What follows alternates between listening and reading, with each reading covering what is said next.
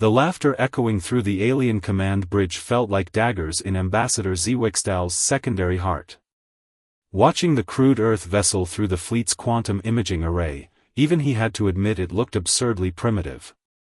The ship, humanity's first interstellar vessel, resembled nothing so much as an ancient sea vessel, retrofitted with clumsy engines and wrapped in what appeared to be primitive heat shielding. They sent that to greet the galaxy? Fleet Commander Venare's crystalline form sparkled with amusement.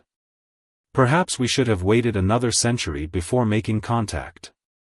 Zwickstall shifted uncomfortably. As the Galactic Council's expert on emerging civilizations, he had argued for giving humanity a chance. Now, watching the ungainly vessel crawl through space at what barely qualified as superluminal speed, he wondered if he had made a terrible mistake. The ship's designation flashed across their screens, Starlight Pioneer. A fitting name for such a primitive attempt at interstellar travel, though Zwickstall noted with curiosity that its human crew seemed entirely undaunted by the massive alien fleet that had dropped out of hyperspace to meet them.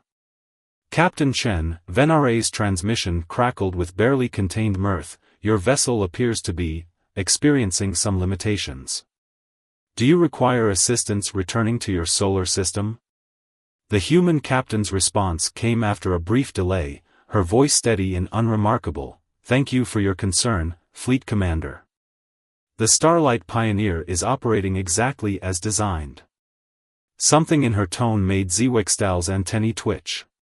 There was no embarrassment there, no recognition of their vessel's apparent inadequacy. Only that quiet confidence that he had noted in so many human historical records. Curious energy reading from their engine section, one of the sensor officers reported suddenly. That can't be right. Venare glided to the sensor station, her crystalline form darkening with confusion. Explain. The readings suggest their power output should be impossible with their visible technology. And there's some kind of field effect we've never.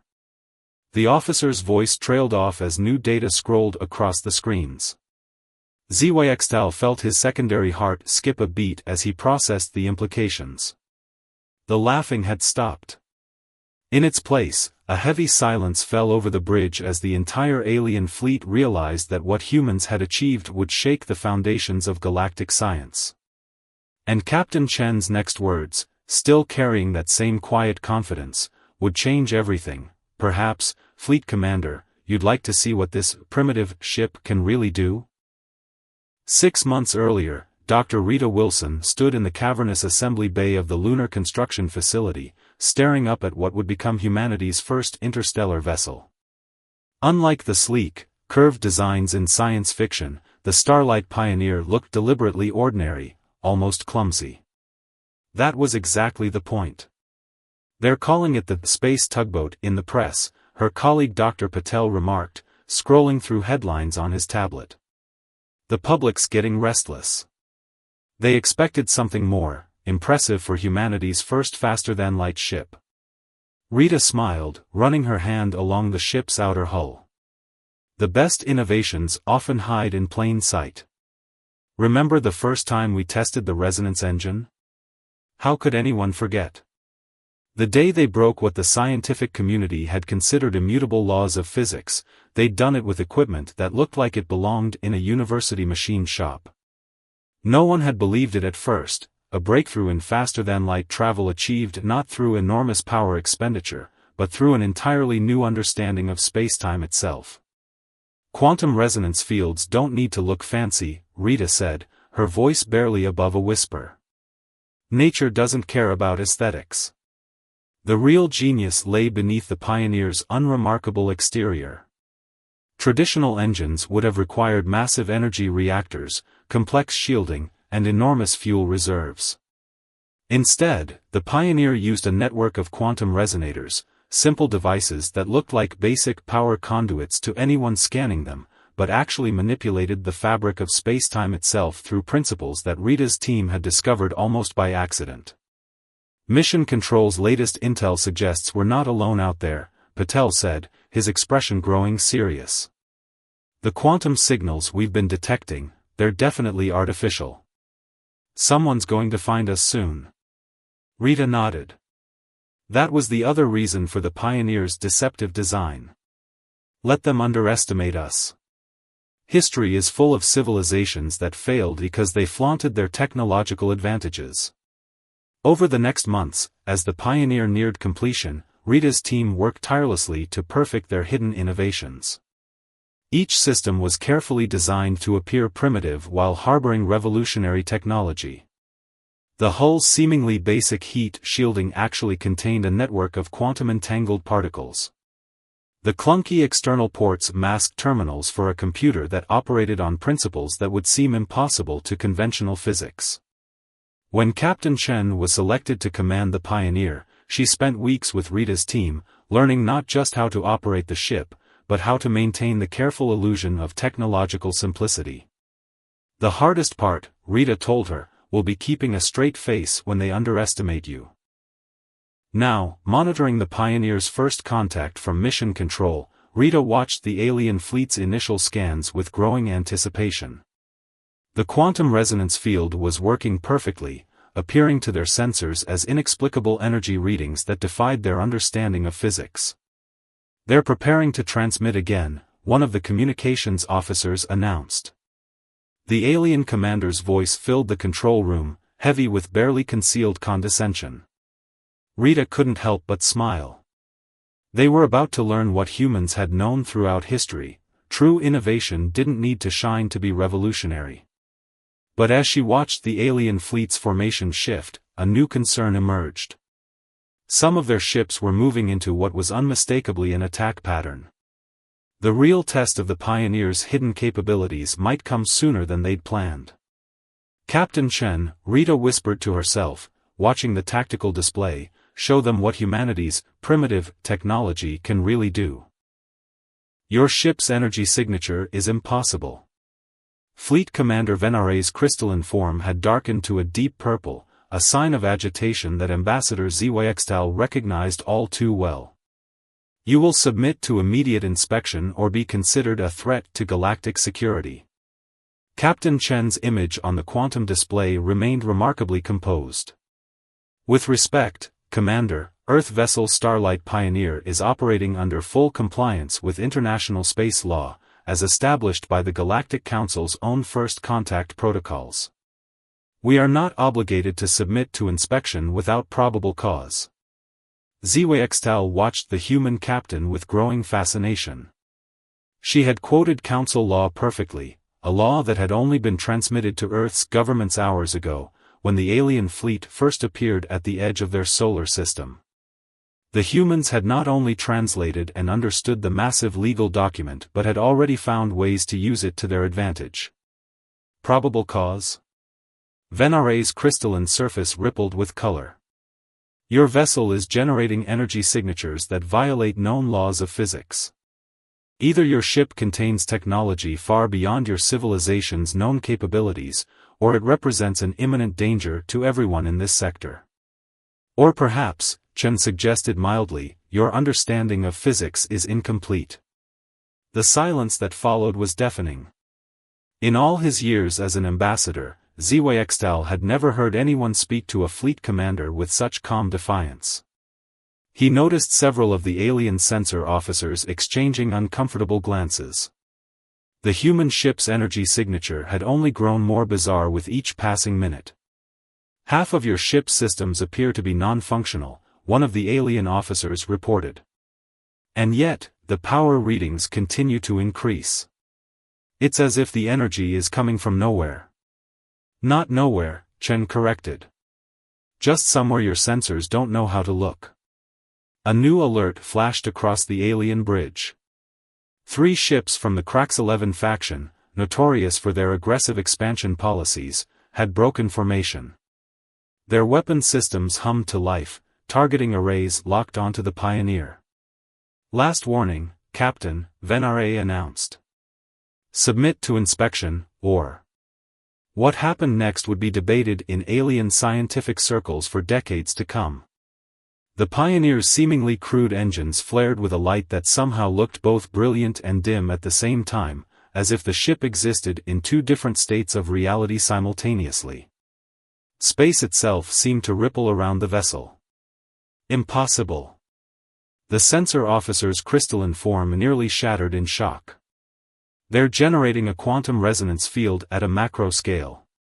But that would mean. It means, Captain Chen interrupted, her voice still carrying that same unshakable calm, that humanity has learned to speak directly to the quantum fabric of spacetime itself. Would you like a demonstration? Before Venare could respond, the Krax-11 ships opened fire. 3 beams of concentrated plasma streaked across space toward the Pioneer, only to pass through the space where the human ship had been a microsecond before.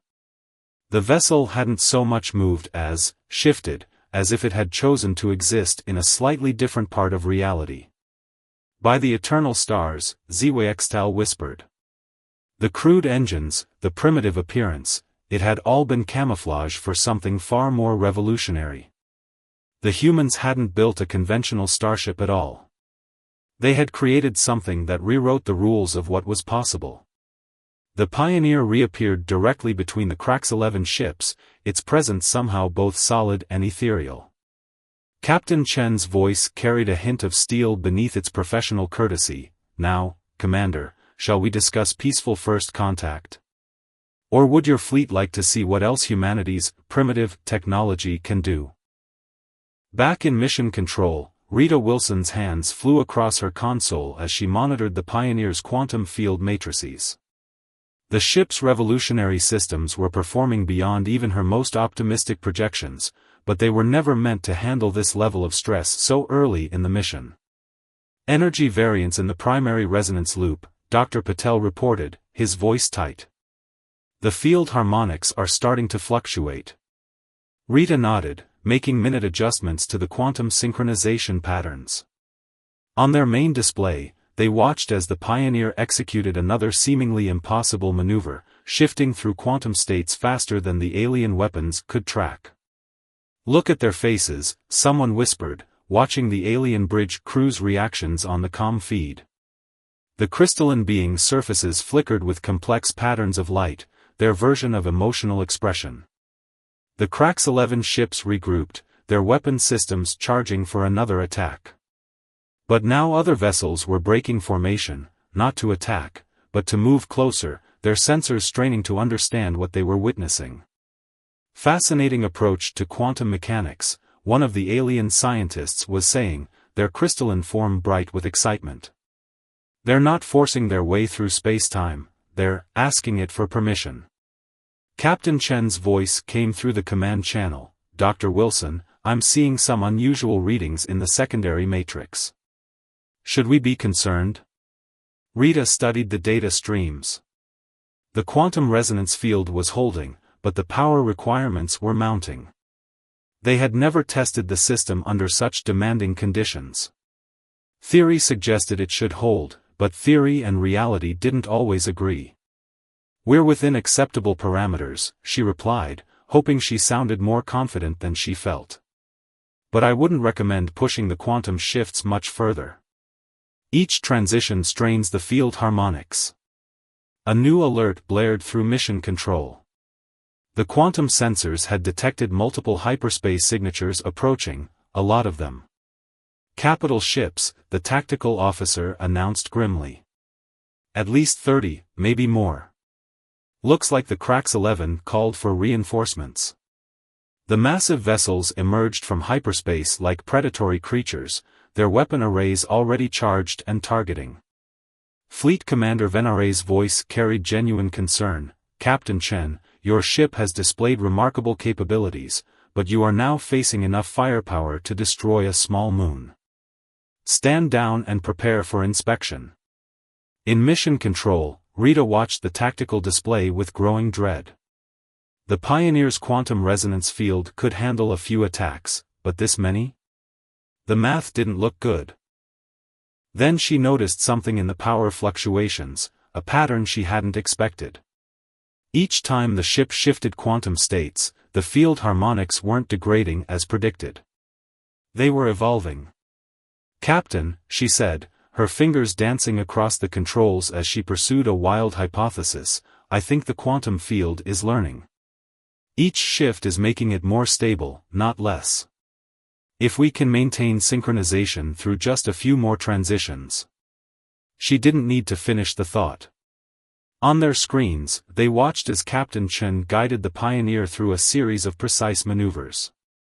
With each quantum shift, the energy pattern grew more complex, more elegant. The alien fleet opened fire, a barrage that should have atomized anything in its path.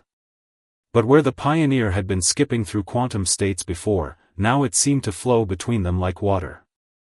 The crude-looking engines pulsed with a light that seemed to bend reality itself. Remarkable, the alien scientist breathed. They're not just manipulating quantum states, they're teaching spacetime new ways to behave. In that moment, even as the situation grew more desperate, Rita felt a surge of pride. Humanity had done more than build a revolutionary ship. They had opened a door to an entirely new understanding of the universe itself. But as alerts continued to flash across her console, she knew they weren't out of danger yet.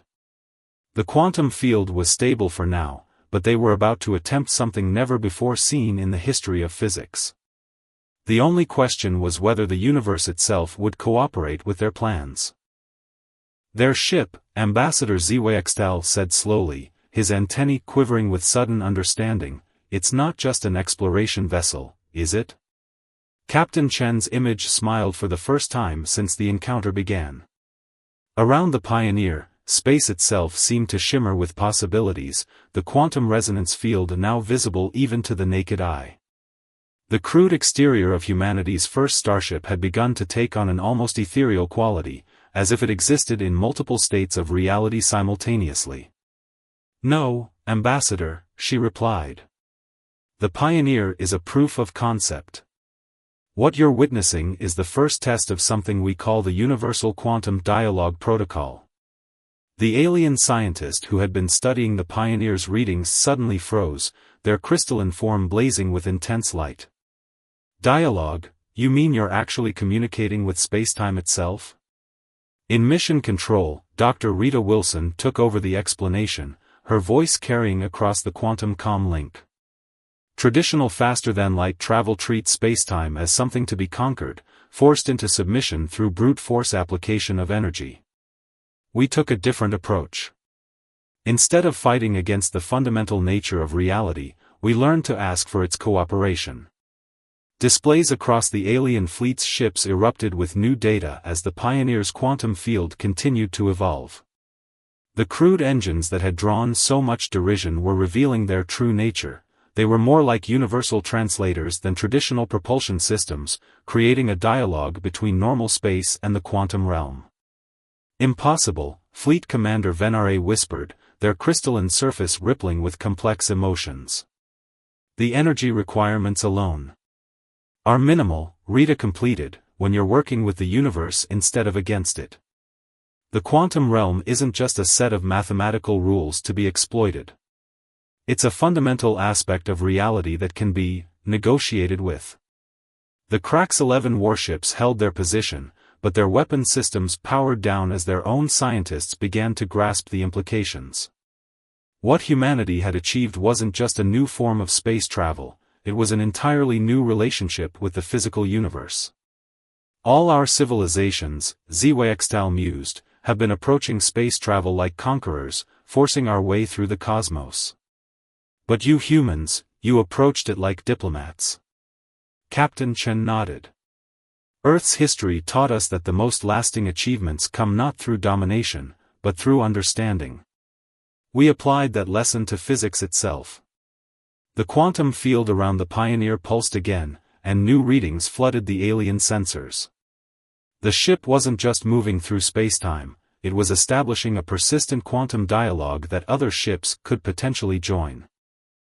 "You're offering to share this technology," Venare realized, their color shifting to a deep blue of astonishment. "With appropriate safeguards, yes," Chen confirmed. "The universe is vast, and no species should have to face it alone.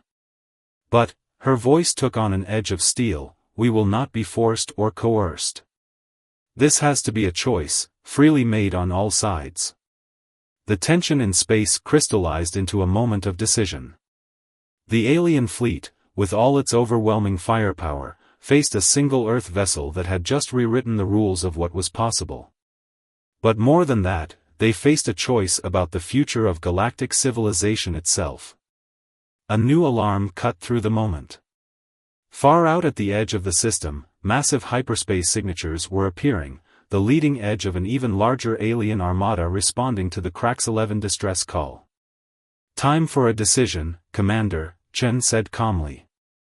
"Do we face what's coming as adversaries? Or do we show them a better way forward? Together?" The massive alien armada dropped out of hyperspace like a storm breaking across the stars. Hundreds of ships, their weapon systems already charged, faced the unlikely standoff between the Pioneer and the First Contact fleet. The new arrivals' confusion was almost palpable. They had expected to find a primitive vessel being subdued, not a diplomatic crisis that could reshape galactic civilization. In mission control, Rita watched the quantum field readings with growing excitement. Each passing moment revealed new possibilities as the Pioneer's systems continued to evolve. "Captain, the field harmonics are stabilizing across a broader spectrum than we anticipated. We might be able to extend the quantum dialogue effect to other ships." Through the quantum comm link, she could see Fleet Commander Venaray's crystalline form shifting through complex patterns of light, their species equivalent of rapid, intense thought.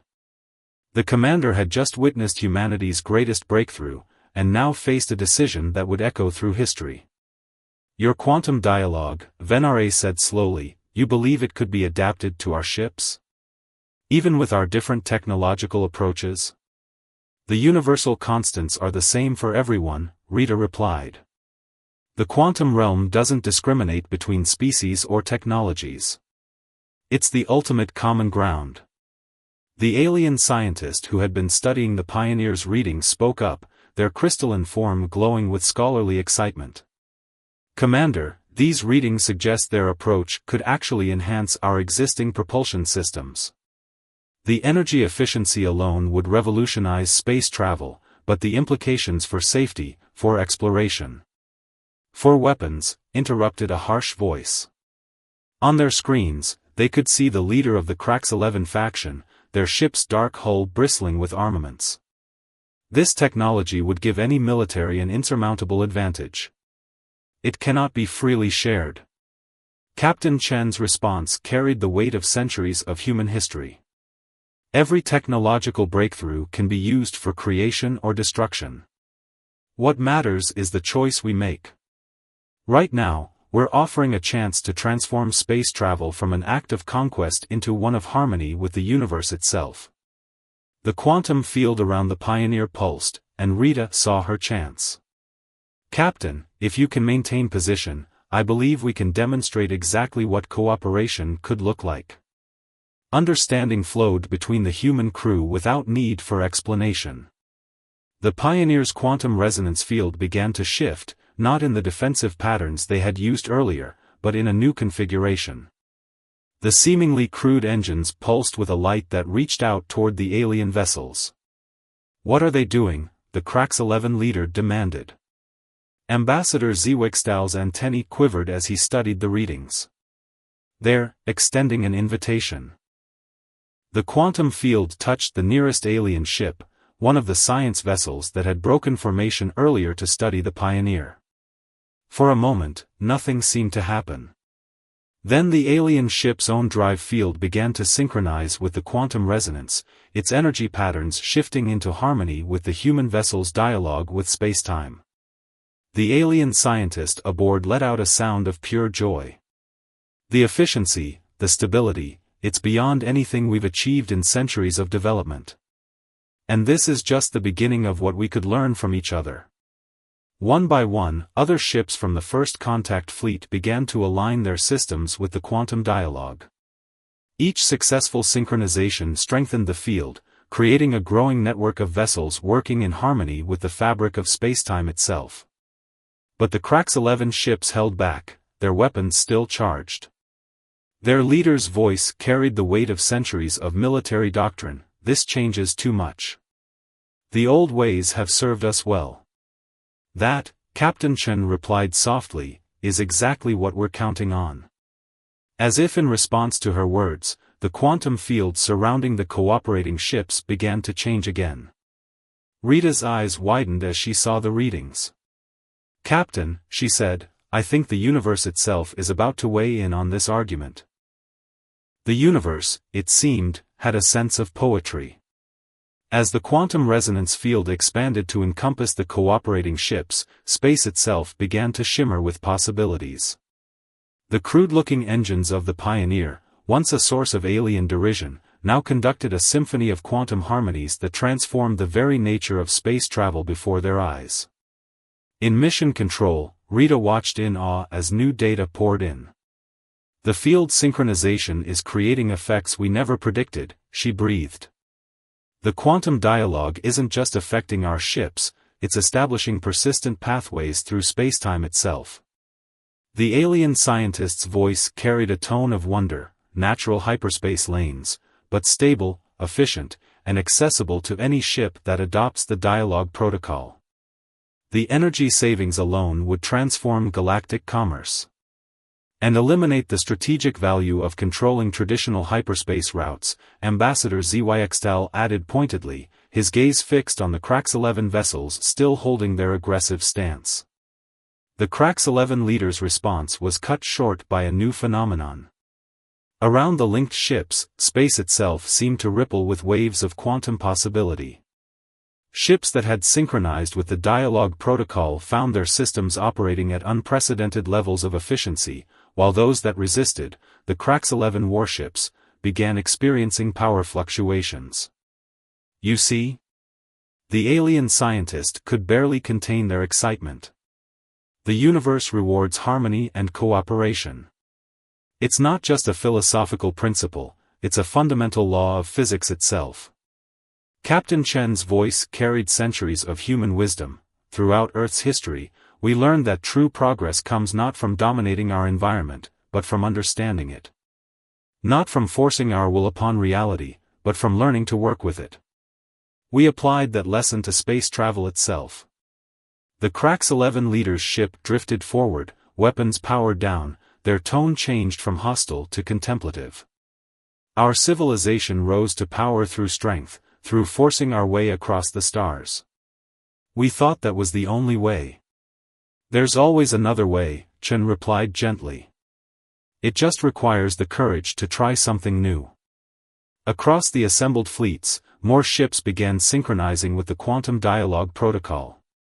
Each successful connection strengthened the field, creating a growing web of cooperation that transcended species and technology. In mission control, Rita felt tears in her eyes as she watched the readouts. The Pioneer, humanity's first interstellar ship, had done more than prove a technological concept. It had demonstrated a fundamental truth about the universe itself, that cooperation was not just morally superior, but physically more efficient than conflict.